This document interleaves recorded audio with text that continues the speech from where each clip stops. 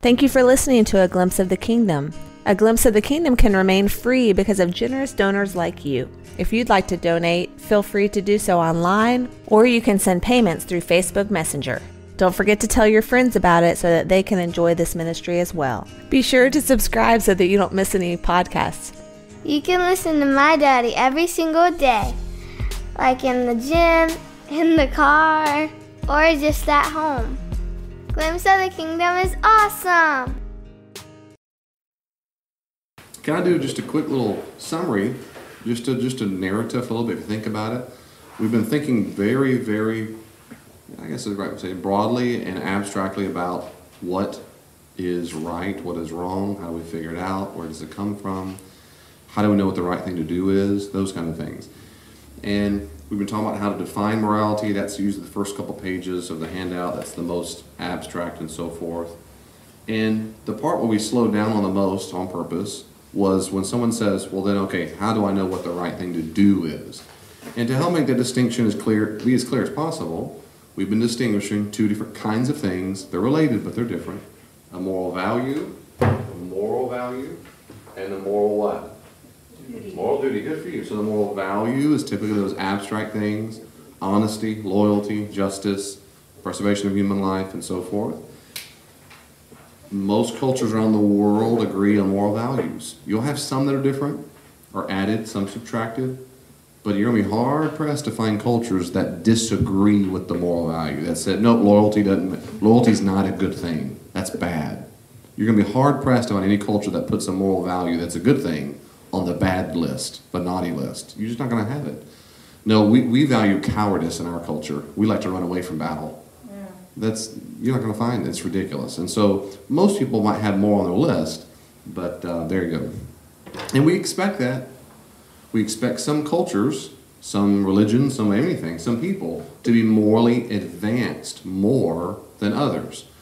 But I can say the word advanced morally because I'm assuming there is a right and wrong, a standard to which we're going toward, like a destination, if that makes sense. Good morning, brother.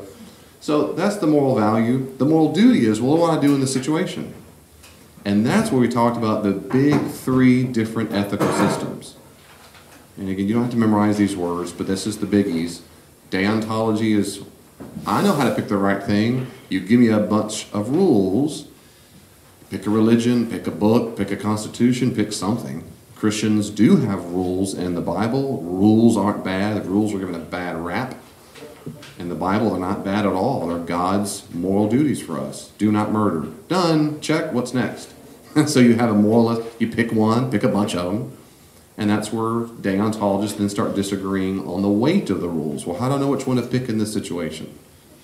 And then we talked about consequentialism, looking at how the effect is going to, what the effect's going to be. The most common consequentialism is utilitarianism, what affects the most amount of people, the most good. That's also in the Bible. It also has its difficulties, just like deontology does. And then we talked about virtue ethics or character ethics, where virtue is a kind of habit that forms you into the kind of person you want to be.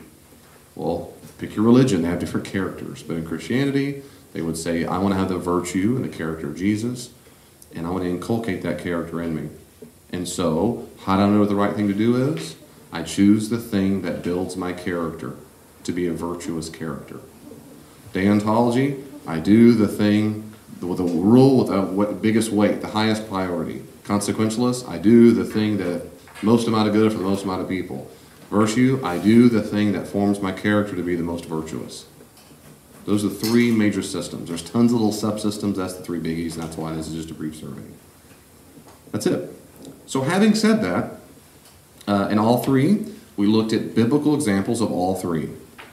What I want to do tonight is bring it together some, but then say some very definitive things about the Bible. So if you look on page 4 of your handout, on your notes that you had, the little appendix, if you need a copy for tonight, they're right here on the table. They're not new, but they're from last time. Feel free, you got plenty of copies left. And we're at the bottom of the page, it says 4. It's the very top of page 4. The number's right there on it. And we talked about virtues, cardinal virtues. At the top it says reflections on using the Bible for morality. Before we read that, if you'll stay with me for a second, whenever anybody makes a decision about anything at all, if you think about this is true for you and me, whenever we go to make a decision about getting my car fixed, what dentist to go to, what counselor to approach, whatever it is, and it's certainly when it comes to ethical decisions, we all appeal to a particular authority of some sort. Now, in the moral system, we have moral values that are authoritative. You might say, why are they authoritative? We talked about that too. Where does morality come from? Some say science, some say evolution, some say, as a Christian, I believe morality is based in God's character. So that's my chief authority. Okay, great. So since I believe that, then I gotta believe the God I believe in has revealed himself, not fully like we know everything there is to know about God, but he's revealed himself the most through Scripture, and of course through Jesus the most. This shouldn't sound too surprising for Christians in the room, right? I mean, amen? No? Okay. Thank you, Tom. Thank you for that. I feel better now. But here's the deal. When people make ethical decisions and they're still appealing to an authority, the authority you choose is the source where you get your moral values. So if I made a list of all my moral values, honesty, da-da-da-da-da, so let's say honesty and so forth, and I go down the list. Well, like we talked about, we talked about this, I just did a little summary, I didn't use the word authority, but that's basically what it is. So if I'm a deontologist, my rules come, say, from the Bible or something like that. Well, broadly speaking, every culture, non-religious culture, also has a list of moral values and duties as well. And typically, the surrounding culture has different moral values and duties than the religious people do. Now, let me be real specific. So that's broad as I can make it. Let me be real specific now as we move forward, because I want to be very specific about Christianity. In the church in America, and somewhat in the West as well, it's safe to say the church. I know the North American church the best, so I'll speak very specifically. I think I can demonstrate this very much historically, but also certainly anecdotally. In the church historically, what the church historically has said, is that when a Christian goes to make ethical choices, our rules, our values, and our duties come from one chief authority. Usually most people would say Scripture or Bible. Most Christians historically would say that. I'm not sure they really did always get it from the Bible, but they've always said it's from the Bible. And so what's happened over the last couple of decades is what has been demonstrated is the church, at least the last several decades, in fact, has not been getting its morality from the Bible. It's been getting it from two different sources. And so, in my opinion, and I'm going to move on, this isn't in my notes right now, but this is the part, I'm being a little preachy, but I think it's worth the time. I think most Americans today, including people, so-called Christians in the church, really base their morality and how they want to live life on two competing sources. I do think the average Christian would say the Bible. I do think that. I think the average normal Christian from immature to mature would say Bible. I think the second source, and sounds convoluted and I'm not going to say it a better way, but that which causes me the least discomfort.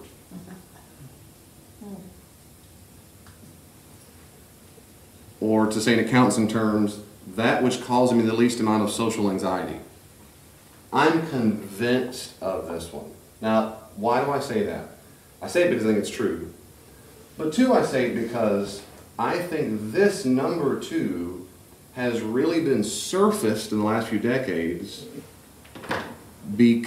manifested because we have seen a breach, strong distinction in biblical moral values and duties and surrounding cultural, societal moral and duties.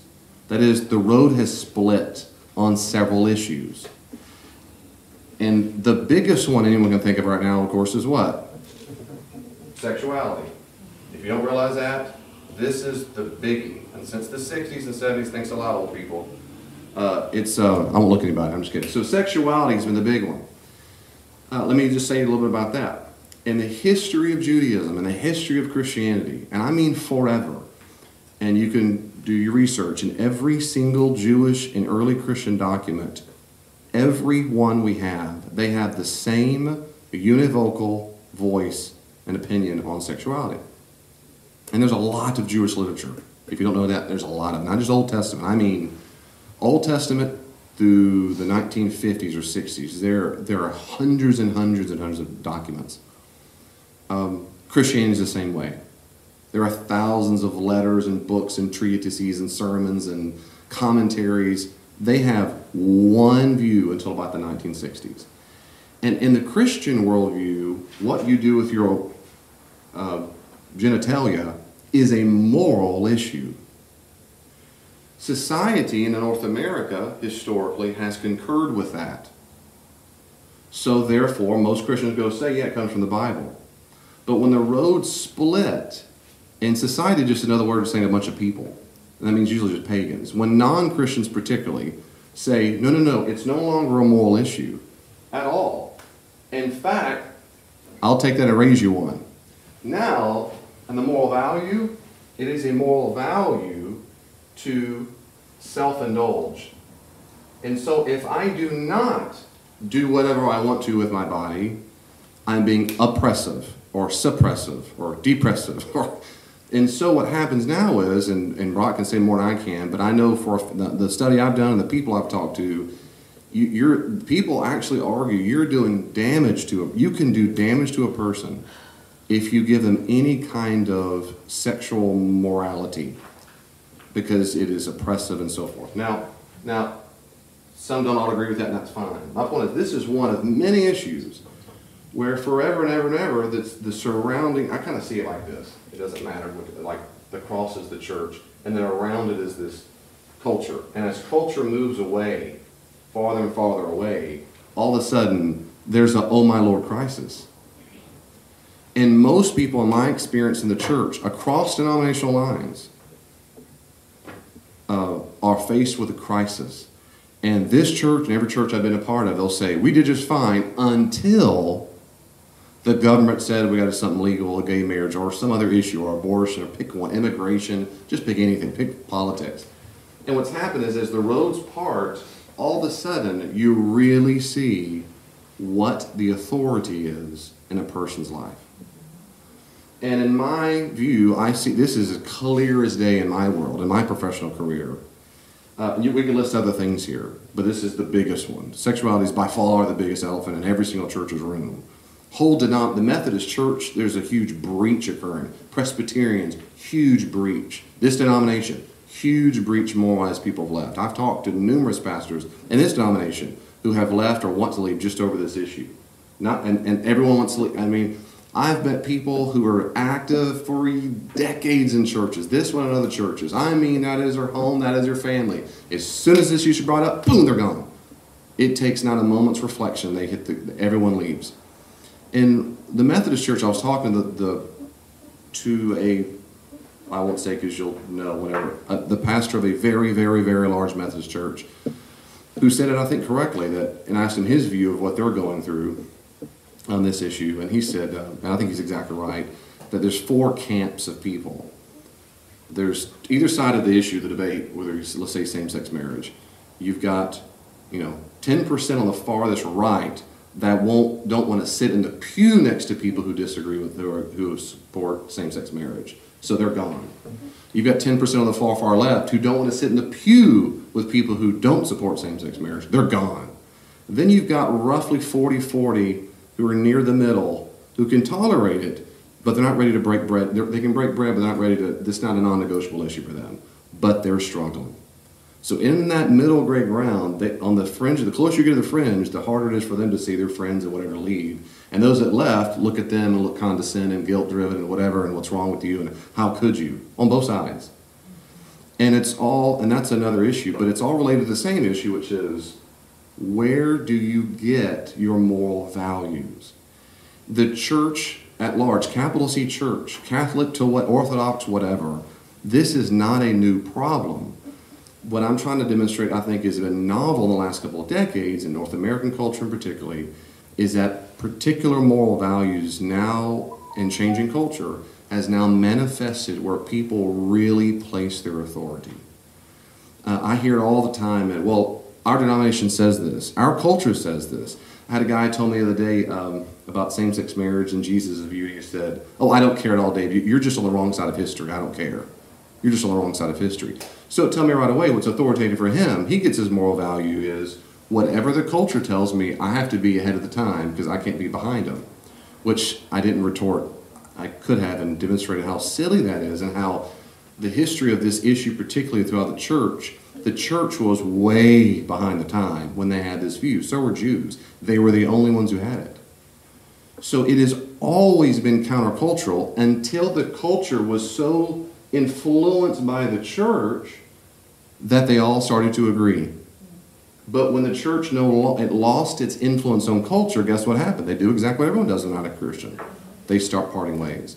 And that's exactly when it comes to, and I'm going somewhere and I'll be done and I'm going to go to the handout. But go ahead. Because I was going to say it's like they're voluntarily hopping on a runaway train.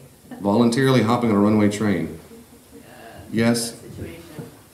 Yeah. And they don't care because they're on it and they're happy. They're happy. It's scary. And I try always to get the benefit of the doubt. And there are people who make arguments for it and I listen, and I've read, oh my goodness, I've read and listened to so many people with whom I disagree, trying to make sure I'm not wrong, and I want to hear it. But at this point, when it comes to the actual arguments for sexuality, I'm actually not going to go in there. I'm just letting you know that's not where I'm headed right now. That's not my next step. My next step, I'm still at a bigger picture when it comes to this issue of morality. And so, but you'll hear it, if you'll hear it in conversations, to what does a person appeal when they make an ethical decision? And that's what I'm talking about. And that's that sense of, where does my list of moral values come from? Or you might say, what's my chief authority for where my moral values come from? Having said that, I'm convinced, back to the least discomfort. You know why, right? Because culture makes fun of you. They make fun of you, they hurt you, they boycott your businesses. I know a guy online who wrote a book about something about this or something else, and a whole group of people went on Amazon and they championed hundreds of people from the community to go in there and write horrible reviews of it and give it all 1 star. So he reached out for help and prayer. They're trying their best to ruin the book. In other words, it's a very, very real problem when someone disagrees, and that 10% on either one to vilify, so that conversations are no longer being had. It's just the fastest run out of labeling. Now, they're still appealing to moral values. They'll say it's unjust to have that view. They'll say you're not supposed to. People do appeal to, they're not just random. Most people aren't. They're appealing. I mean, the Nazis said the Jews really have caused the fall of the Western Empire. Why are they still alive? Let's end them. Don't you think it's a good thing? We have the moral duty to kill people, all these half creatures who have caused these little Satans. Isn't that the right thing to do? Yeah. We should kill things that end civilization. Hold on a second. Is it true that they're creatures and ruled by Satan? Is that true? That doesn't matter. So they're still appealing to moral values and duties. The issue is, where does it come from? So when society starts giving me discomfort, listen here, for anything the Bible says, most people have chosen number 2. And so what ends up happening is, because of an emotional, psychological, whatever reason, and sometimes they would say for reasonable reasons, but most people in my experience aren't that. They're not driven by reason, but reason by psychological needs and emotional needs. And so the first thing to go is anything else. What Mama said, Daddy said, the church said, the Bible said, and that I've got to pick it. And then because it causes me discomfort to be on the wrong side, then I start joining them and making arguments. Okay, so I'm not picking on a person or a group or denomination. I'm just telling you my reflection. You might see it totally differently. That's fine. But I get the microphone for a second. The second thing I'd say is I don't do that.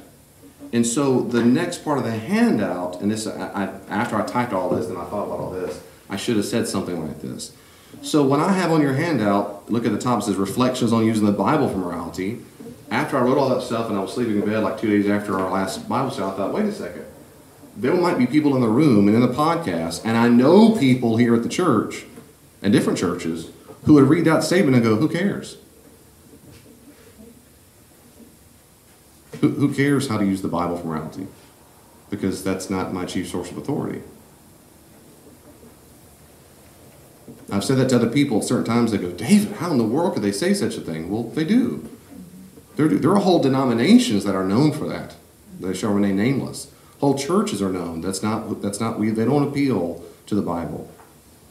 And if they do, they choose whatever the way they can read it that causes the least amount of discomfort for going against society. Well, I appreciate that. I respect that. And in a little footnote, I don't know if Elaine said this. We talked some because she preached for me Sunday since I was sick. We were talking about reasons not to leave the faith. And she said, well, in the New Testament time, if they did leave the faith, why did they leave it? And I said, the number one reason, and the almost the only reason, but not the almost the only reason they even mention any ever reason leaving the faith is persecution. Better known as peer pressure. Peer pressure. Well, some got killed for it or whatever. Yeah, extreme peer pressure. It was very, very discomforting. And so they said, well, I'm out of here. Forget having, because they realized it was all or nothing. So I'm on this all day or I'm leaving altogether. That's the number thing. So I do want to use the Bible for morality, but you don't have to. It just means it means that you and I would understand the chief authority for morality differently. And you can have your view, and I think you can have your view, I think, and be Christian. It's just, if you were trying to argue for a case with me, I mean that in a good way, not argue like fight, because I don't like fighting or arguing in that sense. I just meant if we're having a conversation and Vanna says, I think the ethical thing to do is this, and I go, great, why is that? You go, because society said, my mama said, because this denomination, because culture, because President Trump, because no matter what you said, that was not because Jesus said, or Paul said, or James said. It means with me personally, you're gonna have a harder time convincing me that I should find your ethical reasoning compelling. I might be compelled, but if I'm really going to find it compelling, whatever you come down to the final conclusion, I'm going to say, I agree because that's what Jesus said. Or I agree because that's what's in the New Testament. Or I disagree because that's not in the Bible. But all I'm saying at this point is that's how it is with it. We all choose every day, all the time. Every day. I'll say this, and that wasn't the last thing. My last thing is I'm prognosticating. In my prognostication, I love being the science nerd. I like listening to Michio Kaku, who's a Japanese-American scientist. He's brilliant. And he's written all these books on the future, and he does lectures and all kinds of stuff on YouTube. And I've read some of his books. And he said, what's going to be like in 5, 10, 20? His newest book goes out even 500 years. And I'm going to prognosticate in the church. I'm convinced in the next several decades, this division will get worse and worse and worse. I am convinced of that. I'm convinced that over time, the church will almost completely lose its influence the way it used to be. It'll be touching. And so as this happens, and I have several reasons to think that. One is Europe. That's one evidence alone I need. That's what's happening in Europe. But it's going to get more. So what's going to happen is the moral values that make it on a non-Christian's list and the moral values that make it on a biblical list will more and more get different. There'll be different lists. And that's what's going to happen. So the number two, the more this authority, this is just one of many. What's next? Pedophilia. Down the list it goes of all kinds of incest. Once it starts, who are you to say, and then why are you being unjust and why are you being unfair, and it'll keep going. That's not to be discouraging. I think God is working on people. I know God is working in lives, and Jesus is changing lives, and church is still having an impact on culture. I do think that, and I know it. And I'm not pessimistic. I'm not saying God's going to give up his day job and say, well, I just forget them. It's not that at all. I'm saying I think that the more and more we're not able to influence culture at large, the greater this problem is going to be. So tonight, I'm not as interested in trying to compel you to go change culture. I'm not. Tonight I just want to try to figure out, to give you some tips, some reflections. If you do see the Bible as a chief authority on making ethical decisions, how do I use it as such? Because I see most people using it when they use it incorrectly, and I'll tell you what I mean by incorrectly. So that's my point. So thank you for hearing my first little opening spiel of why I think it's going on, and I think the Bible is the chief authority, and you don't have to, but I sure do. So any questions or comments at all, please feel free to. I need to explain more, or yes, ma'am. Well, I don't think God's going to let his church die. I agree. And this is my opinion. My view is that the influence will be lost at a macro level. Christians still influence culture in Europe, but not at a macro level like they used to. Right. Churches are empty. Textbooks have been radically changed. Moral values have changed. Anybody who's been in education knows what you can't do anymore in childhood anymore. I mean, my kid going to middle school is radically different from when I was there. The stuff they get away with. I think that it is, in some places, it is illegal. I mean, youth pastors can't show up to a school and say, I'm a youth pastor under select conditions. And so when all that stuff is gone and prayer is gone, and I know this sounds like it, you get prayers out of school? I'm not saying that. But the point is, at a macro systemic level, it limits what can happen at the macro level. So I do agree that at the underground level, it will continue to change lives. That's not going to change. But it will mean that social public pressure will be more and more and more overwhelming to stay a Christian using the Bible for an ethical foundation for the chief authority. I think it will redefine, as it's been doing in so many mainline denominations, it redefines what Christianity means. And I think that's very unfortunate. They won't. They'll disagree with me. I think it's very, very unfortunate. And there's no way to say that. I'll go, oh, he's just a fundamental, or he, I'm not saying they're all going to hell. It's not that. I just think it's very unfortunate. I think the Bible should be the chief authority. I think you can use it responsibly without being a crazy person. And so here's some tips. And I'll jump in. Yes, please. Please. I feel like this question fits in here. Okay, Tell me you're going to answer it somewhere else as Christians. That's a great question. Just to rephrase it, so what's our responsibility as Christians in affecting public policy? My view is that everybody making policy is appealing to a worldview. Every human has one, and we're all coming from the worldview, and we're appealing to a particular worldview, and we're all appealing to authority. Everybody's doing it, whether they're naturalist or a Buddhist or an atheist Christian, we're all doing it.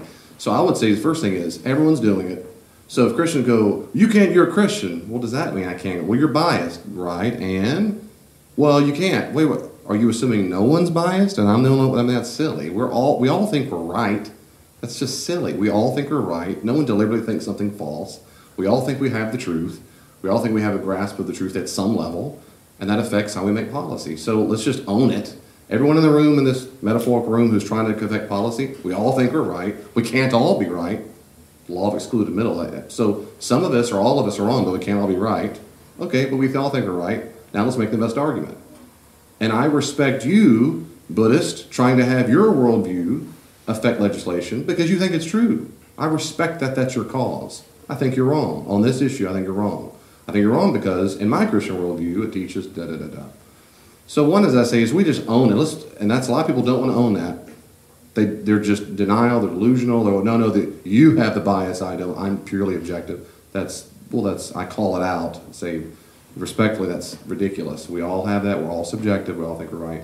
Second thing I'd say is, I do think when a government allows it, Christians who feel led by God to get involved in politics should absolutely use every means necessary to affect policy. Absolutely. Not all cultures or governments have that, of course, capacity when they have warlords or whatever. They don't. But we live in a culture where we're able to infect, yes, with the gospel, to affect, policy and whatever. We should. And again, as soon as I say that, I've said that for years, and then someone goes, well, that's not right because you can't let your personal views. I'll say that's silly. Everyone has personal views. We're all appealing to an authority. We all have moral values. We all have a worldview. You do too. You just think you're right. You think I'm wrong. No, I would never say that. I didn't say you said it. But don't you think you're right? Well, yeah, I do too. Well, so we're both going to fight for something in that sense, and we're going to disagree, but we're both going to try. And so you might win and I might win. As a Christian, I think that's our moral duty to try our best. So for abortion, killing babies, which is what it is. No matter how small the baby is in its cellular glob, the zygote is an independent organism inside of a woman. So it is not at all, ever, a little arm or leg attached to a mama. It is an individual being that has different blood, DNA, and whatever. Now this is biology 101, no matter how small it is. And Judaism and Christianity forever has said it's not good to kill babies or humans ever who are innocent and don't deserve it. They're not supposed to do that. They can't do that. They don't have the right to do that. So a whole bunch of other people disagree with that. They do, absolutely. So this is what do we do about it? We do everything we can to stop them. Everything we can. Oh, we still can. While we still can. We do every single thing we can to say it is immoral, it's wrong, whatever. And you can go the Constitution around and say they had due process. You can go that, I don't know what's amendment, is it 14? I don't know what amendment it is now. But the point is, or you can make the moral argument. People do. But I think we have the moral duty to do the best job we can. And people, I remember in it doesn't matter, but in one of my classes, we talked about that, for example, certain food agencies or organizations that work for the government. So purely government, non-religious at all, but they might raise a few $1 billion a year to feed the hungry. Should Christians be involved in that when it's not a Christian-led organization? My response is absolutely you should, because it's doing a good thing. If the principles behind it are deliberately trying to indoctrinate them to do something that is not Christian, the answer is no, we shouldn't. That's my view. Some would say it doesn't matter what their view and what they're trying to indoctrinate because you're still getting the moral value of the good, which is you're helping preserve a human life by giving them wheat. And I hear that argument. I don't find that compelling, but that is an argument to make. And I think it's a Christian argument to make, that they're still doing a good thing. That is to say, can we use a non-Christian means to get to a Christian end? As a consequentialist would say. A deontologist could say it's a good thing if it's up, preservation of human life is real high up there, so I think it's okay to do that. I think it's okay to use organizations that are not Christian. An organization is not Christian anyway, but policies are not flowing straight out of the New Testament per se. I think it's okay to use those organizations as long as they're not directly espousing something against the New Testament, a teaching of the New Testament. Now, David, what about 9 out of 10 are good, but the last one's really bad. I guess you have to see what that one thing is, really. And that's why for me, then I go to what I would call the non-negotiables. For example, this is my view, but it's my view based on the New Testament and history of the church. Sexuality is not, in my view, not a non-negotiable of Christian admittance. It is not a non-negotiable of the Christian faith. I think it very, very, very much matters. But in the New Testament, a person's view of it is not a marker of fellowship in the church or not. What is a marker of fellowship in the Christian community is their behavior sexually, sexual ethics and behavior, not their view about it. And so I have no problem worshiping and serving with people who have very different views of me on these issues. Does it see the distinction? And some people disagree with that. I have the same view about that as I do about, say, the politics. We may have different views about it, but that's different from the ethics, the behavior itself. That's different. But see, I have those views because I go to the Bible, and the Bible, and my reading of it, points me in that direction. So I think we should get involved in policy. I think we should pray for our policymakers. I think we should own that everyone has a worldview. They're all trying to get their view. It's not shoving your view down someone's throat to say, I have a view, I want to put the policy. Everyone's doing it. So we might have some smart, clever, kind, Christian policymakers. And they can exist. And they're right here, right, Mary? But we can have it. That's what we need. That's what we need. People can make these arguments well, kindly and gently, and say, no, that's what we do. That's the best I got right now. There's all kinds of literature on that, and people who disagree with me. There are those who say, get out of, don't do anything with politics, have nothing to do, it's the way of the world. They're all going to hell in a handbasket, leave them alone. There are people who make that argument. I don't. There are people who say, go all in no matter what their views are, use it for the glory of the kingdom of God, and maybe other views. And they make arguments, and they're good books, and I can recommend some if you want. But there's my nutshell. Some of what we talk might help what you just brought up, maybe, but not so much policy, but maybe so. I wish I had better answers for you, but that's the best I got.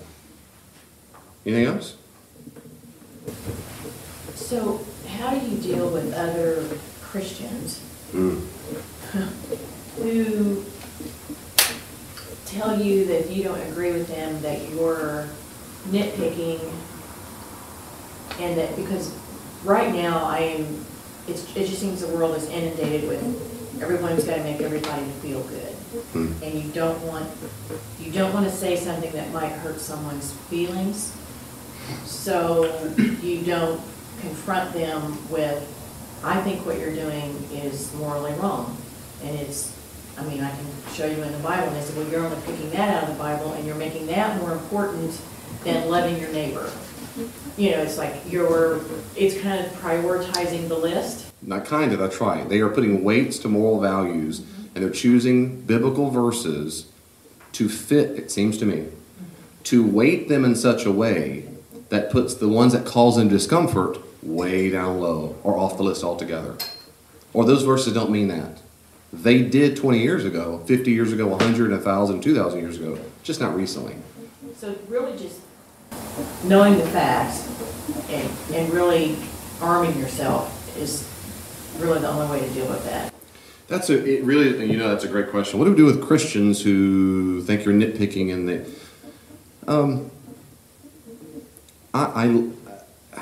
as you might imagine, that happens to me a lot in life. Most people, unfortunately, in my existence, not only to me, but also in all that I've heard and read about, most people don't get to the level of conversation. They just don't. There are usually three responses to these kinds of issues that are so hot topic issues. And I think they're hot topic because, again, I think the road has turned so much it makes it hot.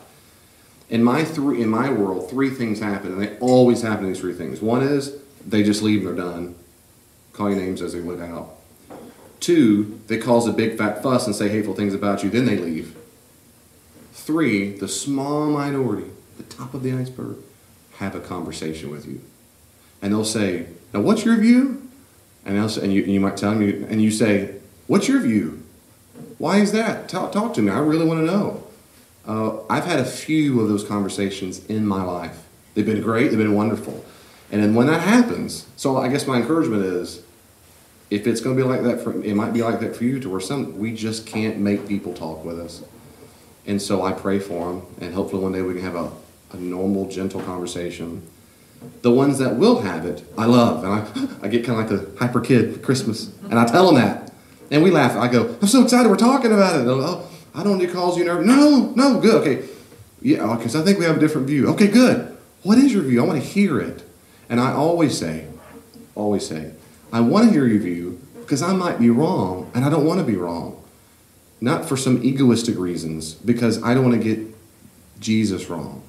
I don't get Christianity wrong. So help me if I'm wrong. What is your view? And I listen intently. I'm not listening to jab them. I'm listening intently. Because I don't have all the answers, and I have no problems with that. Secondly, once they give me the reason, I ask them why. Tell me more about that. And I listen very carefully to their authority. If they go to a Bible verse, and a lot of them can, then I listen very carefully. Why do you, I'm being kind, most people don't have vocabulary, deontological ethics. They won't know weight of rules. And so I'll say it, and I'll translate. I'll say, so help me understand why, I hear you say that verse is love your neighbor or whatever. Help me understand how that is more important than all the other verses that say this, and this. Help me understand. Does that make sense what I'm saying? And if they get it, if they don't, so say it one more time. We had a bunch of verses, and you said this one in this moment is more important, more valuable, more authoritative than all these other ones. Help me understand why you did that. Now, honestly, graciously, in my life, I have never met a person who knew that they did that in the first place. They didn't realize they were doing it. They didn't know it. I just believe it. They've never thought it through. And so I don't go for the jugular. I'm gracious. I kind of go, well, help me more, because, and eventually when they might say, I don't know, or they give some reasons. And if they ask me what my view is, because I don't jump on it, I go, oh, that's interesting. If they go, well, what do you think? Then I go, I have a different view than you do. My view is that these other verses are more authoritative because X, Y, Z. Or the verses you gave, I understand those, I interpret those quite differently because of the ancient context. In the context of the verses you quoted, is taking place. But here's why. But I want to be honest, and I tell people, I'm be honest with you. I don't have it all figured out, and those are good questions, but I'm trying to be as consistent in my criteria, and I give those criteria here tonight. They're on the handout. And I tell them, I tell them, here are my cards. These are the criteria I use, and you tell me if I've missed something. These are the criteria I've used, and here's why I don't find your argument convincing. And maybe I'm missing something. Those people, that's golden. At least you've talked about it, and I thank them so much for sharing. And I say, I've asked people, do you have any reading I should read that you have found compelling? Quite frankly, my experience, no one at the lay level has ever read anything on the topic. It's just, not because you're stupid, it's just not in their world. They're not thinking that way. In the academy, we do, but I know those works and they know what I read and whatever. And I always recommend books because I'll say, if there's one book I read on that subject, here it is. And if you don't know what it is, quite frankly, if you personally don't know what it is, go find one and say, if I found one book on this subject, would you read it? And if you'll give me one, because look, I might be wrong. They might have read an article, a book, and I go, I had never, you compelled me. Because I want to get it right. Like, you know what I'm saying? That's more important than some ego issue. So that's it. And my experiences of conversations have always gone very well. But the name calling, you're just a blah blah, that ad hominem, C.S. Lewis called it bulverism, this constant, incessant ad hominem attack. You just can't talk with them. So I don't feel a need to chase them. Come back, please. Don't be mad at me because I have a view. Because they're not mad at me. They're not mad at me. They're mad at Jesus. They're mad at their childhood, their mom and daddy. They're not mad at me. I didn't do anything to them. I didn't sin against them. And I've asked people that. What did I do to sin against you? Well, I'll repent right now. I don't know what I did. They're not mad at me. And I know that because I was there when I met them before, and I didn't do anything mean to them. So I pray for them. Does that help at all? So you do have to know something about it. You have to ask questions. You don't know all the answers. If you can't do what I just did, that's fine. Do the best you can and go. You can at least listen. Let me get back to you. I'll have Tom send you an email. No, I'm just kidding. Don't know our address. Just make sure you tell our address. That's right. That's a good question. So let's keep talking about that as we go along, because that's good. Number one. You with me? The Bible is not Aesop's fables. If you know that, that's that 6th century BC fictional stories. Every non-Christian I have ever met who has talked about using the Bible for ethics treats it like it's Aesop's fables. From the biggies like Richard Dawkins down to the atheist infidel on YouTube. When they use the Bible ever, they approach it like they think it's Aesop's fables. Many Christians I've met do the same thing. They think the Bible's full of stories where the whole point is you look for the moral. And the moral of the story, kids, is, and you can if you want, but historically Christians have not done that. That's not the point of the Bible. That's not how genres work. And to make that very clear, humans are always in the stories, and humans are sinners. And so when you ever assume that Aesop's fable always telling a moral of the story, it's always going to prove you wrong. And it will look like the Bible's full of horrible, immoral examples. Why would you go do that? That Bible is the worst. I mean, this is the typical Richard Dawkins, Christopher Hitchens, pablum. It's the worst possible. Why would you go to the Bible? Then what you do is you start cherry picking certain verses that sound so immoral. David raped Bathsheba and da-da-da-da. You go, yeah, he did. But there's never an and, because the person debating doesn't know the Bible that well or whatever. And they go, so what? He should have done it. So don't ever assume that what the characters are doing are correct, moral, or right. Ever.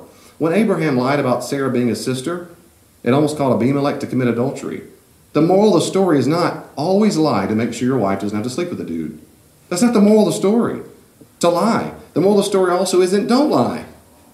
There is no moral. That's not how Old Testament narratives function. Go read the book, How to Read the Bible for All It's Worth. Go read books on genre. That's not how they function. 2 Samuel 11, when David basically rapes Bathsheba. The moral of the story isn't go find a woman and rape her. It's also the moral of the story is not rape her. Jews did not get ethics from narratives. They got it from the Decalogue, the Ten Commandments, the Law Code, and Ten Commandments and others, and Proverbs.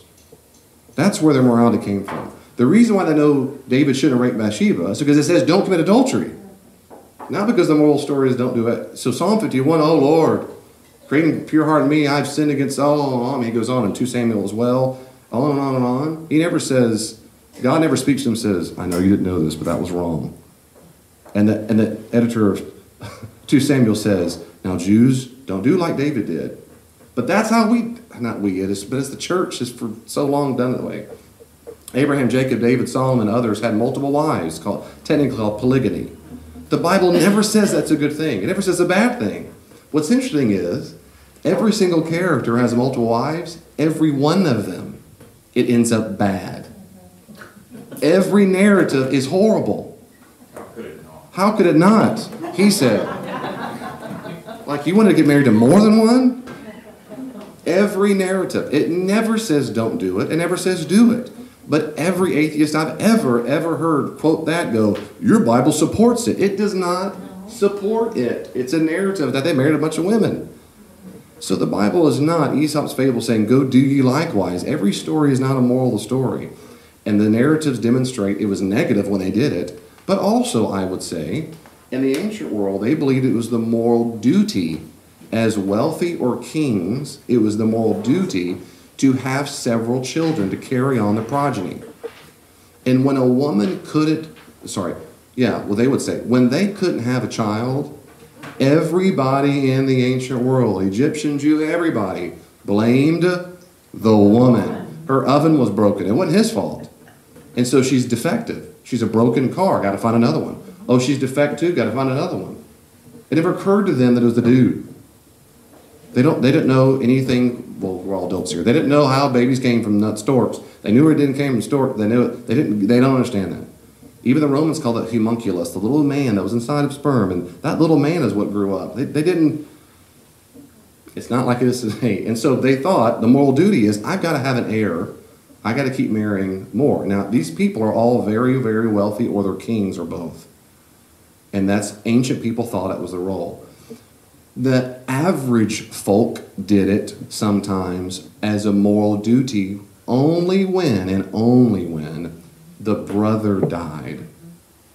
And that's when they married the brother's wife because she was destitute.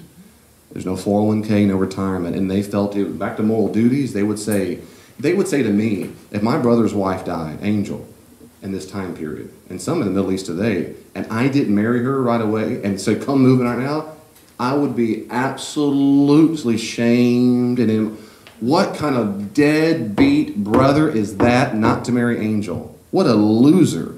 What an unrighteous, evil, non-covenantal Jew David is by not, that's exactly what they would have said about me. So their moral duty was you take care of them. But that didn't happen often, but it did. But at the grand level, having multiple wives, there you go. So I can go story after story after story. Sister, brother, podcast listener, Facebook, please don't read the Bible like it's Aesop's fables and go, what's the moral of this story? That's not what you should do. Don't think because the Bible records it, it's the right thing to do. Noah slept with his daughters. He was drunk. The moral of the story is, don't get drunk or you'll sleep with your daughters. No, the moral of the story is, don't get drunk. No, the moral of the story is, don't sleep with your daughters, that's weird. No, the moral is, you can make anything you want. Because none of those things are true. It just said he did it. He did it. Okay, I'll stop yelling. Probably not, but I'll say that. And then, number 2. So many narratives and laws which seem immoral are simply misunderstood by moderns. You need to always read the Bible in historical narrative context. Always. Not sometimes. Back to your question. When some people pick out certain verses and go, but that says, in my experience, humbly, when that happens, in my experience, 100% of the time, they say, well, back then that was going on, but not with their favorite verse. And so they choose certain verses to be moral binding, and it seems to be arbitrary. What I say to those people, and others always say, is, I hear you, but I don't think it works that way. I think every Bible verse should be read in historical context, literary context, because it's an ancient collection of documents from a long time ago written in different language to different people, not even to me. So the question is, what were they thinking back then? What was going on? No matter, when Jesus says, love your neighbor, why would he say that? To whom was he speaking? What language did he speak it in? So, like for example, why command women to cover their hair in 1 Corinthians 11? And that's what people say. If you Christians really follow the Bible, look at all the prostitutes in this room and the whores. Look at them. None cover their hairs up. Because that's what they thought about all of you back then, by the way. Because your hair should be covered up. Now, why is that? I go on for a long time, but we don't have time now. They did it because hair was an object of lust. It still is in the Middle East. That's why Muslim women, so many of them, cover their hair up. And it's the woman's fault when the man lusts, so you got to cover up her hair. And so in the middle of the church service, these women come in who found their freedom in Christ and are shedding off their hair bonnets, and their guys are going, whoa! Imagine how's this going to work out, dudes, if down the hallway, church Sunday morning, down the aisles, walk all these women in swimsuits. I mean, how focused would you be?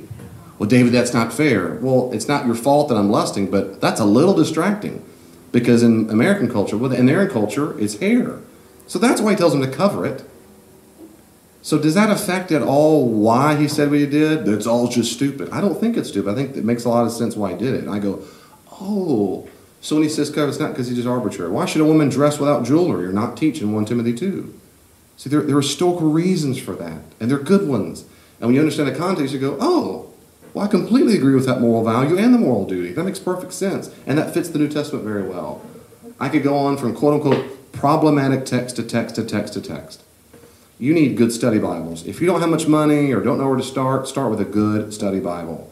The New Interpreter Study Bible here is my favorite. My second favorite is the Cultural Background Study Bible. I have both. Start with, if that's all you get, then that's all you get. If you need help buying one, I will help you buy one. When a person becomes a Christian here at the church, I give them the New Interpreter Study Bible. So I've got a couple sitting around. I mean, they're great. They're great. So that's where you start. They'll help you out. You can read good studies on how to read the Bible in context, like How to Read the Bible for All It's Worth. I've got a whole series on that, a workbook, videos. I can send you all the links. And they're just good books on the issue, like Old Testament, The Lost World, The Israelite Conquest. That's about just that issue. Old Testament Theology for Christians, that just came out about halfway through it. Is God a Moral Monster? Making sense of the Old Testament God. And then in the New Testament, like the New Testament and Ethics. Another book is called The Moral Vision of the New Testament. I should have put a semicolon there. The Moral Vision of the New Testament, Community Across to Creation. And the third book is Exploring Christian Ethics, Biblical Issues. And that Exploring Christian Ethics is federal. That's why I use a lot in your lesson, this class. So there's all kinds of good ways to find out. And I get this a lot. David, I'm not like you. I don't get all your education. I don't know where to start. I have all these competing views, different books, different specialists. To that I say, I'm sorry, and I appreciate the problem. That works when I go talk to anybody in their field too, and you go, there's 4 different major ways of seeing this. There's no way around that, so start in baby steps, and that's why I would start with a good study Bible. Just start with the bare minimum.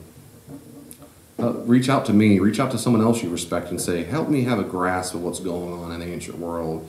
Find someone who's done some study in that, and I help the best I can to give you the context. But don't give up, my goodness. Don't say, I don't understand any of it. I use commentaries all the time. I use my study Bible all the time. All the time. I'm learning that's why they did that. Oh, especially the Old Testament. Especially. Only because I've done, most of my master's and PhD was in the New Testament. But I'm still learning. It's never going to stop. The Bible's not full of moral of the story. Number 2 is always do context. And this is the question I'm ending on the whole lesson, and we're going to make it. We're almost done. When is it what I call morally binding on Christians? Or to say it this way, when is it my moral duty? When is it my moral duty to do what they said back then? When is it my moral duty to do what they said back then? Does that make sense? So you read the Bible, you flip into the pages, and you go, and Paul says, bring my cloak from Troas. I go, is that morally binding on me? Is that my moral duty? No one thinks it is. We go, of course not. But the same document, he says, women shouldn't teach over a man. You go, oh, well, that's different. Wait a second. Same author, same context, same letter, same language, same everything. And all of a sudden one is, that doesn't matter to me. But the next one is it or is it not? And so here are some guidelines that most Christians historically have used, not all, but most. First, you figure out what the ancient meanings were. What did it mean to cover your hair? What did slavery mean? I want to talk a lot about slavery in a little bit. Those kind of things. Whenever you find what the ancient meanings are, then you look for the exact same life situations.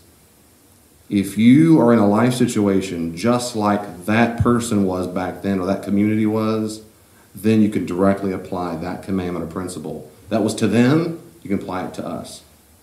When Paul says all have sinned and fallen short of God's glory, back then he meant all Jews and all Greeks.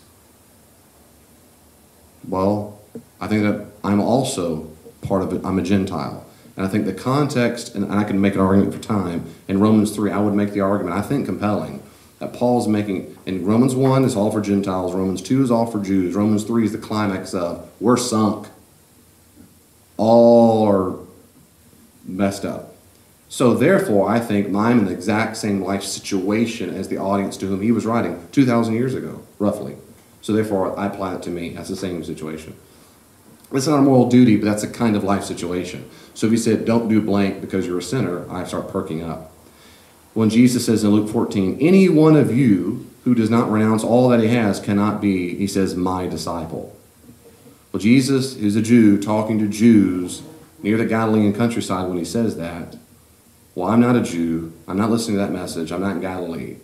But the audience is anybody in the crowd who wants to be his disciple. And that same message was given basically to Gentiles after his earthly ministry. So I'm convinced that moral duty applies to all people at all times. Because in that sense, all of us are in the crowd. Now that matters, and I can go for a long time there. If you read the Gospels carefully, there's the crowd of people who get what Jesus wants to give. So I'm hungry. That dude gave us some pizza and bread. I'm going to sit in the crowd. I'll listen for a little bit. That's the crowd. Then there's people they followed him. It's the second tier up. Those he spoke to the most. Every once in a while he talked to the crowds. And here he's talking to the crowds. Anybody eating my bread and fish who wants to be my disciple, you've got to renounce it. You cannot have more devotion and loyalty to stuff than you do every word I'm about to tell you. If you're fine with that, you can come into the inner circle. Now the third closest here are the apostles, the ones he chose to be leaders, listen, of the disciple group. So there's the leadership who oversees the discipleship, and that's a lot of people. Women, men, and then there's 80% of everybody else. And I think we're in the crowd. Everybody's in the crowd until they become a disciple. If not, you're just in the crowd. So that applies to me. If it's not exactly the same, then you look for a principle that fits the other New Testament texts that apply in a similar life situation. In Mark chapter 10, Jesus goes and finds a rich guy. Well, the rich guy comes up to him. He didn't go find him. Okay. The rich guy comes up to Jesus and says, good teacher, what must I do to inherit eternal life? And Jesus says, why do you call me good? Only God is good. Well, that's a different issue, and I can explain that. And I have it on a podcast. It sounds like Jesus isn't. Anyway. He goes, all right, what have you done from your youth? And he says, he lifts out the 5 commandments that talk about how you treat other people. And he goes, I've done all that. And Jesus says, high five. He says that in the Greek. High five. He doesn't. He says, good for you. One last thing. Just before you go off happy and saying you're going to make it to the kingdom of God, one last thing. Go sell everything you have and come follow me. Ready? Let's go. And the guy, of course, gets sad. He's sullen and says, because what Mark says, I missed the most important part. After the guy says, I've done it for youth, and Jesus says, great. Mark says, the only time in the gospel, Mark, it says this exact expression. Jesus looked on him and loved him and said, it's the only time in the whole gospel it says Jesus loves someone. You lack one thing, go sell what you have. Now, the next question is, Jesus said, go sell everything you have, I'll give it to the poor. Well, am I in the same life situation? Well, I am rich in worldly standards. In worldly standards, I'm very rich. Not in American standards, but in worldly, I'm very rich. And that's true.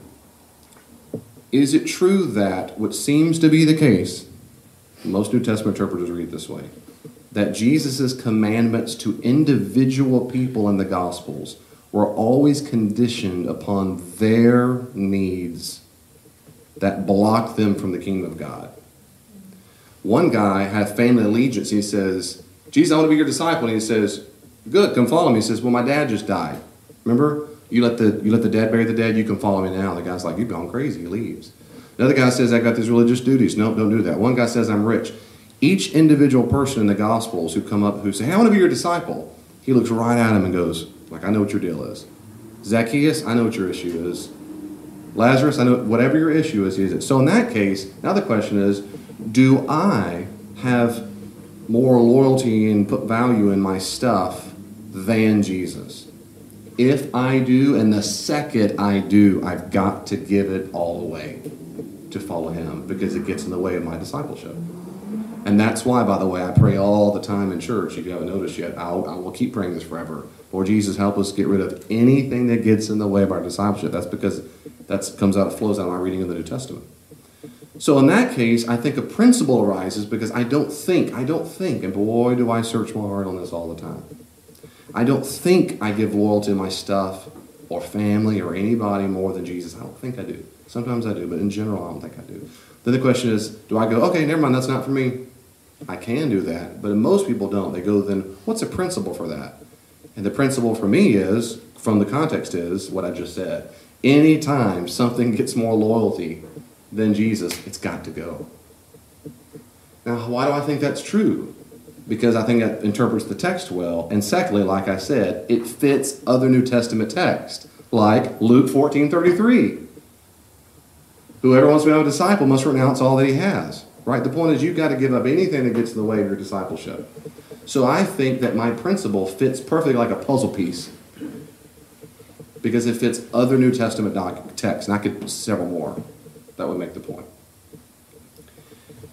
This bullet point right here, Angela, is where I try my best to get people in those those invaluable conversations to get to this point.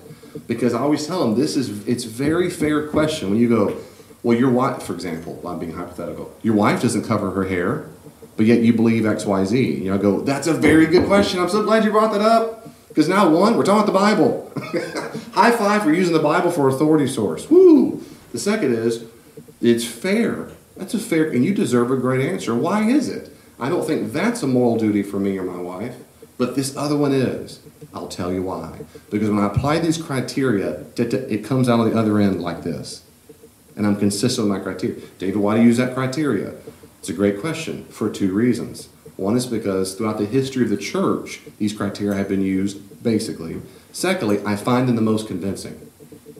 I think these criteria make the most sense of how to use this as moral data. They might say, I disagree. Your criteria don't find it compelling. Okay, but at least we got to that point. That's awesome if we can get to that point. The next one is always treat Jesus' life examples and teachings as the supreme source of moral instruction. That is to say, sisters and brothers, judge every other moral duty given in the whole Bible, Old New Testament, through the lens of Jesus. Let me pause there for a second. Everything, and I'm going to give you an example in a second. I'll come back to that. Because, A, those in the New Covenant, that's Christians, are not under the moral duties of the Old Covenant. We're just not, we never have been, unless they are restated by Jesus or his interpretation therein. Or maybe another New Testament document, but really just from Jesus. Because Jesus is the ultimate revelation of God. He's it. He's the big kahuna. So if he doesn't restate it, for example, what was my example? Yeah, I'm gonna do a podcast on this. Recently, I've had people just heart-wrenching, but such good questions, good conversations. One woman whose husband died a while back, who just didn't come to church, was very ticked off at God, which unfortunately is typical, but very mad. I prayed he'd be healed. He didn't get healed. They shows him office. Why didn't God heal him? So that happens a lot in the pastor's life. So I had that conversation fairly recently. It was a good one. It's a good question. I mean, it's a fair question. Just the other day, someone I met with whose baby girl died several years ago. David, I prayed. Didn't heal the baby girl. I don't ever pray anymore. Is that okay? Is that wrong? And how do I get over it if it's not? And we talked about prayer, and I don't have the time. Maybe if you listen to my podcast, I'll do a fuller treatment. But when we look at those statements of prayer where Jesus says, look, if you've got this faith of a mustard seed and this happens, you can move mountains. And people go, I read that, and it said, and I thought I had enough faith, and I thought I could do it. He said, you just ask, and you shall receive. And that's what my Bible says. That's what Jesus said, and I thought I could do that. It's a promise for me. And I have a lot of, and I in my podcast I'll say this. My point here is I said a lot of things, and then I said, whatever your interpretation of those verses are, does it make sense in the life of Jesus? Does it make sense in the life of Jesus? For example, if you say, well, he says to pray over and over, is that okay? One woman said, I go, maybe I prayed too much. I go, no, you didn't pray too much. Can't happen. Can't pray too much. Jesus even gives a parable of a woman who annoys this judge at night, knocking on her door, and finally has to answer. The point of the parable seems to be, you need to keep going back to God in prayer. Don't give up. Keep messing with him. And there's a lot of reasons there. But David, did I not pray enough? Did I not have enough faith? Why do you think I have faith? Well, it says I had enough faith. If I had enough faith, it would have happened. Wait a second. Did Jesus not have faith in the garden? Well, no, my request was selfish. That's what it was. I thought it was right, though. I thought it'd be good to save my baby girl's life. Brother, that's not selfish. That's very, very good thing to ask God for. Jesus asked for a good, selfish thing, too, when he says, please take this cup from me. That's for his good. But not my will, but yours. You see, no matter what my interpretation of how to apply a verse, no matter what it is, I'm going to go back to Jesus and go, does that work in what happened in his life? Does that work on the cross? Does that work? And if it doesn't work, I'm probably wrong. If it does work, I'm onto something. So let him be that lens. I think God's telling me I need to do X, Y, Z because this happened to Moses. Okay, talk me through that. And then whatever it is, I go, no, that makes sense because I think that fits all the teaching of Jesus. But I go, sister, brother, that doesn't fit at all what he commanded. So I just don't find that convincing. But it's in the Bible. It is in the Bible, but Jesus is the ultimate authority. But the whole of the Bible, no, Jesus is the ultimate authority. Your interpretation is not, and nor is mine. His is. And so he's it. But that seems to be pretty self-evident, but others is not. Jesus, Jesus, Jesus. Top of page 5, biblical authors can switch ethical systems. They can switch it. Because of time, you can read it for yourself. In Ephesians 5, 3-4, now he doesn't call us this. Paul doesn't say, this is virtue ethics. But if you'll read it, you'll see he uses virtue ethics. And then the next 2 verses is consequentialism. The next 2 verses use virtue. And then 10 use deontology. This is Paul writing to the same people in the same document. So they don't have a problem switching out. And listen, all 3 are biblical. I said this was 2 weeks ago. Which one would you use the Bible? They're all biblical. Now, my own view is that Christians put them in order of significance. Now, I use that word because I think these are the order of significance. I think virtue is the chief way to understand it. That is to say, if you're asking me personally, David, well, how do you make your decisions? Okay, ideally on a good day, this is what I do. I run it through this litmus test. I ask, what choice inculcates the Holy Spirit or puts it in me where I live off of it the most and develops my character like Jesus? That's the question I ask all the time. And that is always what I encourage people. I was talking to a guy the other day whose wife had done some horrible things with a guy, and he was on his way to go beat him up, probably kill him. And I begged him not to do it. And I didn't say, oh, there are different weights of rules, which is fine. But I didn't do that. What I said was, you can't do that. You're a Christian. That will not build your character to be more like Christ by letting it. It's not going to happen. So I was using virtue ethics. You can't do that. Now that assumes a virtuous character like Jesus assumes I'm going to the New Testament to figure out what that virtuous character would be. But I know the New Testament a little bit, so that helps me. I can say, here's what Jesus I think would do in that situation. And I can't find him enacting vengeance. In fact, what I find is our king being killed by the very people who wronged him. And the guy said, I've been spitting my face for so long. And I go, brother, I can only imagine what it must have felt like for Jesus, who was literally spitting his face. And guess what he said by the cross by the people who did it? Father, forgive them. They don't know what they're doing. And so to develop a character like him means I've got to go all the way to death, not enacting vengeance. I'm not having the character of Jesus. That's my view. When I'm character deficient, and I am, I'm not like Jesus perfectly. I ask my kids and my wife, anybody knows me. Then I fall into deontology. So I follow the rules when my character is deficient or immature. It is. I don't want to always love my neighbor. Jesus commanded, he commanded in Luke chapter 6, pray for your enemies. Do good to those who hurt you. I don't want to do that all the time. And many times I prayed for people just because he said, do it. That's deontology. But I'm going to be obedient because he's the Lord. He's the boss, period. It's up for grabs. He's my commanding officer. Well, it depends. No, Jesus said do it. I'm going to do it. But I wish I could do it because it's part of my character. But that's because I put them in order. But I'm not there yet. But I know the more I do it, by following the rules, it'll become a habit. And that's my goal. Consequential to me is last. I think of how this might affect my character down the road, my witness, or the well-being of others as best as I understand it. And you can look up these verses later. I hope you do look at the verses, by the way, because if you consider the Bible authoritative, Paul does a similar thing. What will affect his witness? He says, I love what he says in Romans, when he has his debate about vegetarianism and stuff, and there's a long story there, he says, I won't eat meat or drink wine or do anything that what? Causes my brother to stumble. That is a very good Christian virtue. Stumble means to sin. Anything. I'm not going to drink sweet tea. I won't drink water. If drinking water around you somehow influences you to go sin, no, I'll just be part. I'm not going to do it. That's consequentialism. And that's okay to do it that way. Anyway, you do what you want. I'm just telling you my three. They're all biblical, but I put them in order. And there you go. Rule number 4, this is my encouragement to you. You might disagree with the moral reasons ancient Christians or Jews gave for their prohibitions or their commandments. You might disagree. For example, what I'm saying is, they might use a deontological ethic, a consequentialist or a virtue. Paul used you go, I'm not a deontologist, Bever says. Why did Paul use that kind of ethic? You might disagree with him.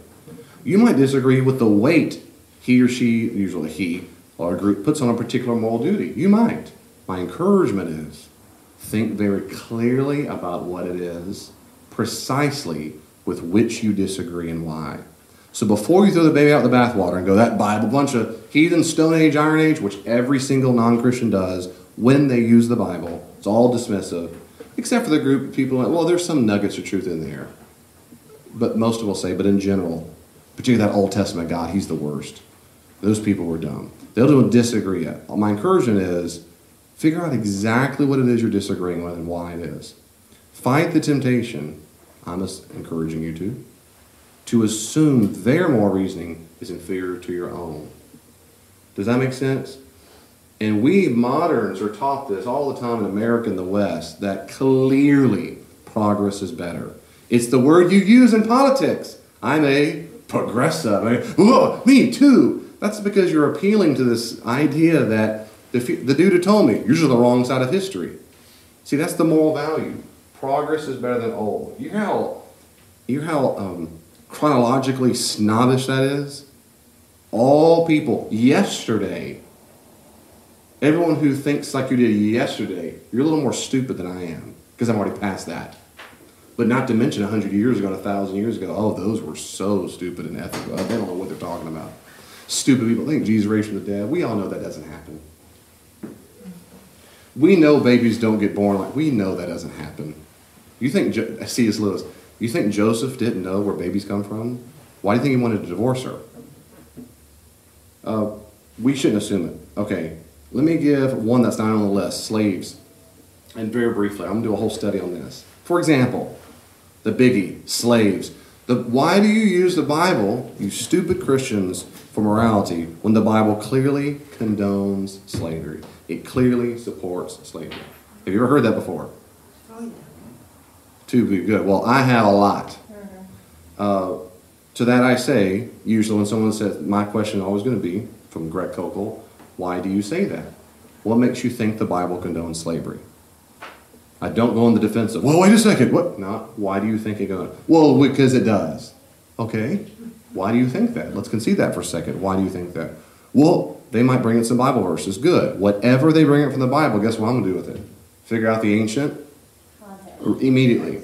And there's the go-to things that people who like to argue about it are slavery, sexuality, warfare. Those are the big three. Hell, like the big four. I like the number, sorry guys. Hello. When it comes to slaves, my shorthand here is, number one is, the Bible does not condone slavery. They do not. In ancient, I'm not going to give you because I'm not for time. In ancient Judaism, this is from the Old Testament. You don't have to have a secret super duper degree. In the Old Testament, you read it. It is a capital punishing offense to be in part of a slave trade. You cannot kidnap people and force them and subjugate them. That is capital punishment. That is to say, the crime for doing that is killing the person who did it. Secondly, and I'm going on a long list. Secondly, when a slave escaped to a safe haven city or town, the Israelites were under the legal and moral duty. It was illegal to force them to go back to their master. Let that sink in. Imagine what would happen in the 19th century North American slavery if it were illegal to make the slave go back to the master when they ran away. Israelites were more than moral duty legally to keep them. The assumption is if they ran away, they were really mistreated, and that shouldn't happen. And then you have these verses in Leviticus, whatever it says, you can buy a slave from foreigners or residents and so forth. The problem with that is, if you can't read Hebrew, you're a little bit sunk there until you read. You really. The word is cheved. Cheved is the word translated for servant, bond servant, the old translation used to say, and slave. In Israelite culture, and only in Israelite culture, as far as evidence I know, you could not kidnap people and subjugate them and rule over them.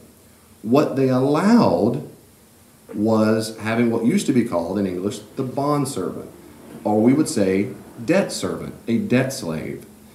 You had two things to do. Let's say, for example, I worked on the Caffey's Ranch, and I blew all my money. I blew my inheritance, and I'm broke. There's no government program. There are no food stamps. It didn't exist. There's no social warfare. I am going to die on the streets unless someone gives me handouts. I have one of two options. I can go up to the Caffeys and say, can I work for you? Well, now that I see it. In the ancient world, Israelites would say yes. And the way they say it in the Bible is, you can buy slaves from X amount of people. That's the servant, the cheved. So they're not telling people to go buy people. They're saying, if you're going to do it, you have the right to do it. Let's use a modern vocabulary. What if I'm not from Kansas? Well, you're just That's right. Well, let's by analogy. Let's say, can the Caffeys then hire an immigrant? That's what they're saying. They would say a foreign resident or an alien. They would say, yes, you can. But these are ways to help the absolute destitute of society not die in starvation. It's by putting themselves under the service, under the home of the Caffeys or whomever, and then work. They get $3 square a day or whatever, get their meals. The other way to do certain debt is when, let's say by analogy, the Caffeys, I'm just picking on because she has the great ranch, she had given me money and I blew it and I couldn't pay off the credit card. Well, I either get fined, which I can't pay. I don't have the skin. I can't give you something to pay it back. The consequence for that is absolute destitution. Is you say, okay, you can work it off. You'll work it off. And every 7 years, those people who had big debt, Visa debts run out, guess what? They're set free. Because they did not want people to stay in a constant state of futility and subjection. Then it says in Leviticus and other places, but what if one of the Caffey's daughters, wanted to marry David?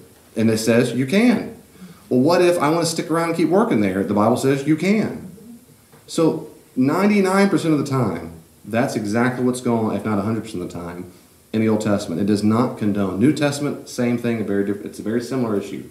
In the New Testament, it is an egregious sin to kidnap for slavery. It says that. Paul says in Timothy. He says kidnappers will not inherit the kingdom of God. He means the slave trade.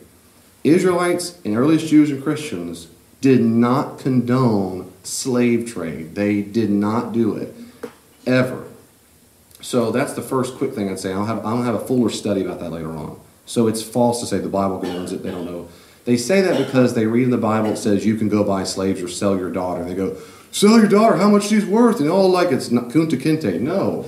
It's for people who are starving poor And can you have your children, and can I get my family to go work for the Caffeys, or we all go die in starvation? He says to legislate, he says, yeah, you can. You can sell your daughter in to make sure she has a place to stay, not die on the street. It's not, that's all it is. That's all it is. What about the New Testament?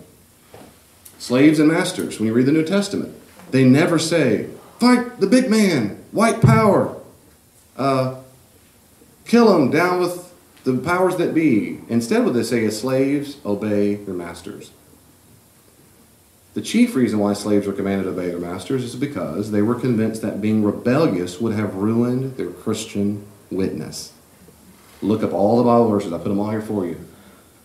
Let that sink in. The reason why they did not tell them to rebel, go kill your master with a pitchfork and run out, or disobey, or be mean or rude, is because they were convinced it would ruin your Christian witness for Christ. You would demonstrate. Let this sink in. In that culture, your master would not have thought, you're right, this whole slave thing ain't working out. I should never have bought you. Romans, not Christians, Roman pagans. They were different. They would kidnap, they beat you in war and tame the slave trade. So some of these Christians grew up against their will. They're not Jews. Jews didn't do that, but Romans and Greeks could do that. So now they're growing up. Why not just kill them all? They wouldn't think, they're right, slavery, this isn't a good thing. I'm a mean master. They would think, this is a rebellious slave. There's only two things to do to rebellious slaves. You beat them or kill them. They wouldn't go, I listen to this gospel. Tell me more about that. They would not have even considered that as an option. Instead, Christians sought to redefine it. Why a slave would submit as unto the Lord. Because now what? You're a Christian. That should mean something. It should mean something. Go ahead and say it again. Huh? Say it again. What? It should mean something. It should mean something. That's right. It should mean something. So, and of course, why would Paul say, Paul, go punch him in the face? It's going to get you beaten or killed. So that's the opposite of having a Christian witness. You're just going to be killed for it. He doesn't say that in the New Testament, but most scholars would assume that's another reason. But in the New Testament it says, because it's under the Lord. And you read the verses. And the second is, Christians tell masters how to treat the slaves. No one talked to the masters and told slaves to treat them like they're equals. But that's exactly what Christians did. If a Christian master had Christian slaves, he says, you treat them like a brother or a sister. He says, because now you believe in the same God. And I gave you even the early church, Epistle of Barnabas, Didache, Clement of Alexandria, on and on. Nevertheless, Paul says in 1 Corinthians 7, if you can get free, go free. What he means is, let's say, for example, you're in slavery and you debt slavery, which is the most common, even in the first century, and I got enough money and I pay off my debt to the Caffeys. Paul says, then leave the Caffeys and go be free on your own. Don't stay there working. But Paul's reasoning is not because slavery's so bad. That's not his reasoning. He wants you to be free, David, for Christ. And that's what Paul says about getting married. Some of the Gentile women became Christians, but they're the wives, but the husbands wouldn't convert. And he says, you can't get divorced if they don't want to convert. But if they leave you, they desert you and divorce you, then you can get divorced. Well, can we get remarried? He says, I wouldn't. I mean, I'd stay like I am, which means single, because you just get to work for Jesus. That is, you're not, he didn't say that, but that's what he means. You're not bound down by spousal duties. He's saying the same thing for slaves. He still doesn't oppose the whole show because it's about Christian witness. Now here's the point. Moderns might wish they would have rebelled and fought against slavery in general, but ancient Christians didn't think that was the best thing to do in their context. That is, moderns might think that fight the injustice of slavery is a greater moral value if you're weighting them, back to your sliding scale. We might think, how could you not? That's much more important than set a great Christian example, but they would disagree with you. They would say, no, it is not. The greater moral value is be the best conceivable Christian witness you can be in the context in which you're living and working. That's more important than fighting some corrupt Roman system that I can't control. When Spartacus led the slave rebellion, he didn't stop slavery. He wanted better treatment for slaves. They just would not have conceived of this thing as a profound immoral thing. So my point, here's one example. People go, they're just stupid slaves and masters. They condone slavery. No, they don't. Christians did not condone kidnapping people and so forth. Well, it says obey the master. That's right. But the reason why they do is because they care about Christian witness. You might go, well, that's just dumb. Well, you might think it's dumb, but they didn't. So first, let's hear what they're saying. Let's first get their point, and their point is your Christian witness is everything. Now, Christian masters, treat them like they're Christians. They weren't told to do that. And then we could say a lot more about that. At the bottom of page 5, what about what's called the binding of Isaac, or the Ekadah? Can I finish this, or you want me to stop now and you just read it on your own? Keep on. Is that okay? Because I can stop and y'all just feel free to leave if you need to leave. I've got a few more minutes. I'll wrap. Okay. In Genesis 22, this is a common one too. This is a very, very common amongst hardcore atheists who want to say, how could you ever go to the Bible for morality? God commanded Abraham to kill his own son. What kind of moral monster is that? So let's look at this moral monster. A common motif among the editors of the Old Testament, especially the ones who edited Genesis to Deuteronomy, is that God tests certain key characters in the covenant. I gave you a sample. There's tons of verses. He tests them. In fact, in the Psalms, they ask for it because they're going through some horrible time. And the psalmist says, test me, God. Bring it on. And there are texts that say, Israel, test God. Let me pause there. Test is not tempt. Tempt means to lead someone to sin. God doesn't want you to sin. He doesn't lead you to a place to sin. Test means he might lead you to a place where you get to demonstrate whether you're faithful or not. Demonstrate your faithfulness or not. It's a test. So Genesis 22 is the classic problem text. So let's ask, what is immoral? What's immoral? Should we read Genesis 22, or you just you know the text? Let me give you a summary. Can you read it? Because I don't have my phone. I'll just answer. God commands Abraham, take your son Isaac and offer him up. And so he goes to the bottom of the mountain. He tells him to get some wood, and he gets the ram. I mean, where's the ram, Dad? He goes, no, God's going to provide one. They go up the mountain. He binds up Isaac. He gets the altar, binds up Isaac, and he pulls out the knife. An angel of the Lord, Malach Yahweh, comes down and says, don't do it. Basically, you pass the test. There's a ram in the bushes. They come out and kill the all, and it goes on. He comes down the mountain. Everything's cool. Like, why would God command Abraham to kill his only begotten? Not really. Just to see if you do it right. Well, I'm about to tell you why. So, but most people say that's so immoral. But here's, and you missed some of the first. When people want to say all you Christians are stupid for using the Bible for your basis of morality, they give examples of things they think are horrendous. Slavery is one of them. How could you ever go to the Bible? And I'm giving one example of how I think that's not a good argument. Others go to warfare. I could go a long time about that. That's not a good argument. I give you books to read for that. This one is the most common. I mean, look at Genesis 22. God commanded Abraham to go kill his own son. How could you ever use the Bible? And if you believe in that God, you're a horrible wretch like he is, apparently. Well, that might be true, but let's see. So what's immoral? Well, God shouldn't test people. Well, why? Listen, what moral value is being violated by testing a person's resolve and trust? Why does God have a moral duty not to test? Think about that. What possible moral duty? Why would you say, if God were all good, he would never test a person? My question is, I'm serious, why? Why is that? To whom does he report? Why would God have that commandment? And I give an analogy.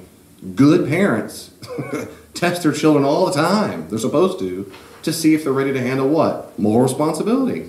We do it all the time. Clean up your room leads to this, leads up to this, whatever. We do it all the time. Why is it I'm a good parent when I do it, but he's a moral monster when he does it? I don't find that convincing. Tests make us stronger. Tests make us stronger. That's what they would argue in the ancient world. That's exactly what they would say.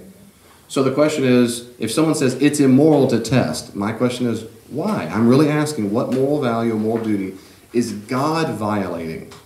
Do you have an answer? I've never heard one. I've never heard that they have an answer, ever. And whatever answer they give, I've already thought, in my view, I don't find it convincing. I can't conceive of a moral duty where God says, God, it's evil of you to test their faithfulness. That doesn't make any sense to me. I don't get that at all. So, well, okay, David, God should never do anything to end a human life, especially someone who doesn't deserve it. Poor old Isaac, imagine how scared he was. Why would he be killed? My question is, why? What moral value or duty is God violating that would ensure a human's long, prosperous life? God didn't make it. God had made Abraham a promise, I think Abraham had faith that God would keep his promise. You think Abraham had faith that God was keeping his promise? Yeah, maybe so. And I'm gonna talk, if it's okay with you, I'm gonna talk more about that in just a second. If that's okay, that's a good point. I think you're right. On this point, though, if someone says what is immoral about the story and your God in your Bible is that God should never ever command someone to take an innocent life ever. My question is why? What makes you think God? Well, if God were so good, He would never do that. My question is why?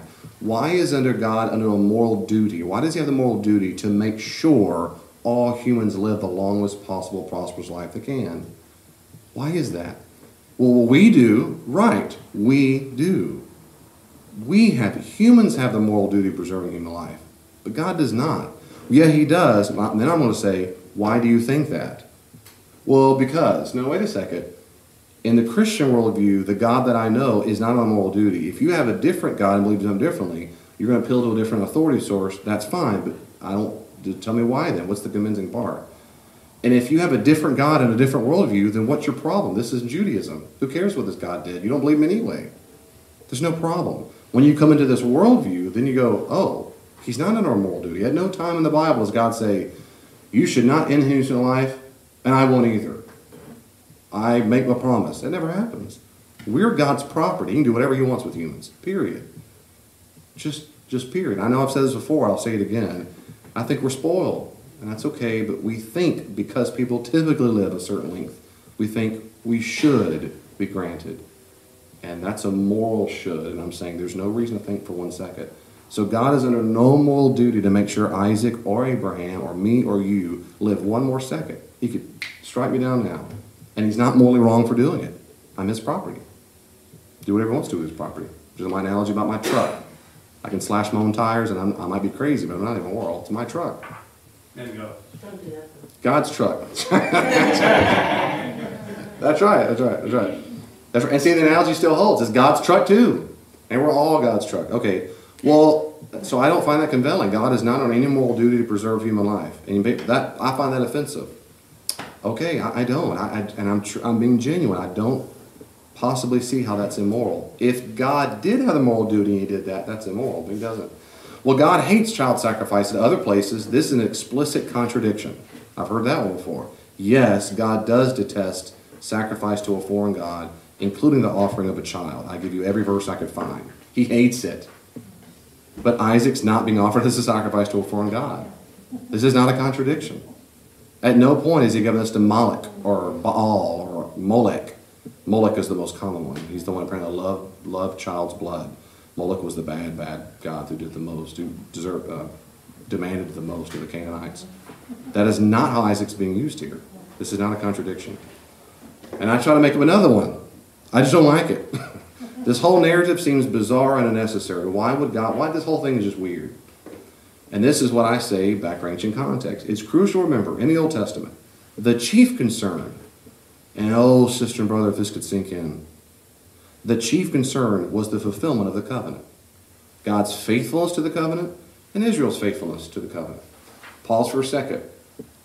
If you wrote a life story of you and your spouse, and you go, it's called The Marriage of the Pendergrasses and their life together. The whole point of the book, from beginning to end, is their marriage. That's the whole shebang. There's life stories in it, pictures and narratives and anecdotes. But when I shut the book, I go, the whole book's about their marriage together. The Old Testament's like that as well. The Old Testament, in general, is about they always assume that life is about God's fulfillment to His covenant and whether people are to it. This narrative is about whether or not Abraham will keep his part of the covenant.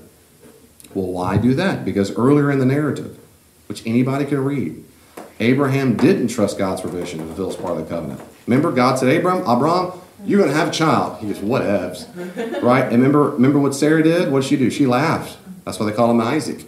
Yitzhak, one who laughs. So he goes, come here, Hagar.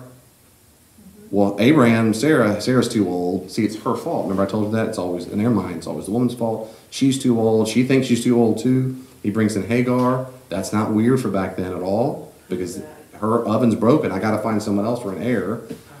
He has, and who is that? Ishmael, well, that didn't work out, so he violated, he was not faithful to his covenant with God. Here, Abraham, in this context, is being tested by God to see if Abraham trusts that he's going to provide for his covenant stipulation. The point is, you failed the last time. I'm going to give you one more chance. One more. Yeah, Genesis 17, 1-8. I mean, I'm just giving the scripture. You can read it yourself.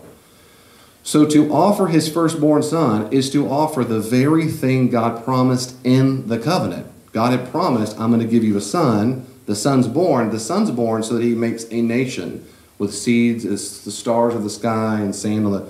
So this is just, you just read Genesis, straight up a fulfillment. So unlike his earlier disobedience with Hagar, Abraham passes the test, just as John said, and he remains obedient. He knew that God would provide for this test. He says that to his son, God's going to provide. He goes up there and he did, which means that God's covenant will continue forward as promised. And in the narrative, that's supposed to be suspenseful, I bet you. Will Abraham blow it this time too? He doesn't. Yeah, da-da-da, that's right. Yeah. Next week, turning for the exciting conclusion. And he passes the test. Now, moderns like you and me might wish that God or the ancient people didn't care much about the covenant and its fulfillment, but they sure did. And if we go, you shouldn't have cared that much about that, because this whole narrative is bizarre, they're going to disagree with you. We'll say, that's your problem, not mine. They're going to say, in my world, everything's about God's will, because God is supreme and ruler, and he made a promise to Abraham to make a seed of many nations, and out of you is going to come the, oh my goodness, it is their world. It's not my world, but that's your problem, not their problem. So the question is, do you think your moral value is more important than theirs? See, that's why that arrogance kind of creeps up, seems to me. What about Christians? Because that's the Genesis 22. Do Christians care about the covenant anymore? Historically, they sure do. Christians still maintain that fulfilling the covenant as a moral value or duty. It's a great moral value or duty. And with Jesus, we're under a new covenant where the stipulations don't require our testing for the covenant to be fulfilled. That's when you say amen, because that's gospel. The covenant is given based on Jesus' obedience, not on our obedience. Imagine if God said, I'm going to make a new covenant with humanity, and it's going to be based on all of our individual decisions. Vanna, you can blow it for the rest of us. Chelsea, you can blow the rest of us. David? Amen, sister. It's already blew it for everybody. But that's what so many people, oh, Lord, if we could get this message across to people, to be set free from this fear and condemnation of, oh, I blow it all the time and woe is me. It's not about you. You don't earn junk. The covenant now, we don't get tested as a people group. Jesus was tested, and guess what? Passed with flying colors, and it's taken care of. It's taken care of. So when you say, well, and this is always the question asked. Well, David, if God commanded you to kill your son, would you go do it? That's just like asking, David, if God told you to draw a square circle, would you do it? It doesn't make any sense. It's not going to happen. The covenant stipulations are not based on my being tested. It's been covered. Well, David, if he did command you to go to murder a girl, would you go murder? No, he wouldn't do it. It's a silly question. It's a silly question. That's my view. Now, I'm just reading the text. Now, literally my text I wrote, yes. But my point is, this is ancient context. This isn't highfalutin, twisted logic. Yes, sir. Another thing I was wondering about Abraham's offering Isaac. Could there also be another layer to it as to why God asked Abraham to offer Isaac? I knew someone was going to ask this. Say more. And that it is a depiction, although the Jews at that time wouldn't have realized it was a depiction, but with our hindsight after understanding Christ's sacrifice, a depiction of offering that son as a great ransom. Yeah, the absolute typical traditional way of reading Genesis 22 is the first bullet point, and probably the only one was I mean, I didn't put it. I'm saying if the average normal person wrote what I wrote, they probably only have one bullet point. They'd say is, no, it's not immoral because he commanded Abraham to do that just to prefigure give a foreshadowing of the death of Jesus, and so it's not immoral. That's the typical response. And you need to go read, there's all kinds, that is the typical traditional. I don't find that convincing at all, and so that's why I didn't put it. I think it's possible that it's a foreshadowing of Christ and the ransom. I think it's possible, but to me, only in the weakest of sense. In that sense, the ram in the bushes is Jesus, not Isaac. But no one reads it that way. They say Isaac is the son who almost died. He didn't die. He wasn't a ransom. He wasn't a sacrifice. He didn't die. Jesus did. The ram in the analogy. But then I would say is then God commands Abraham and finds a... That's like saying, worse, it's not allegory. How will we say in the New Testament, I'm being hypothetical as if, and literal, because I've thought about this one for years. Then what's it like in the New Testament? God commands whom to die, but they say, I ain't doing it. So let's go find Jesus. I mean, it's like every time I look at a way to make it fit, it doesn't fit for me. The only way it kind of sort of is when we start using words like offering your son. Offering your son. Well, that sounds like Jesus. But of course it does from the Gospel of John, who offered, or his son was sent down for us. That vocabulary, I think, is quite similar. But the narrative and all the moving parts, to me, I don't find convincing at all. But that's me, and you can find it compelling, but that's why it's not there. And I'm glad you brought it up. But the ram, as you say. The ram is the closest possible, is that the ram was the offering instead of the son. And if you might say, well, in that sense, Jesus was instead of us, the burnt offering or something like that. And maybe. I find that problematic too. The reason I find that problematic is because every time you think that Jesus does something for us, you have to ask the question, in what capacity would I or you be a sacrifice for other people?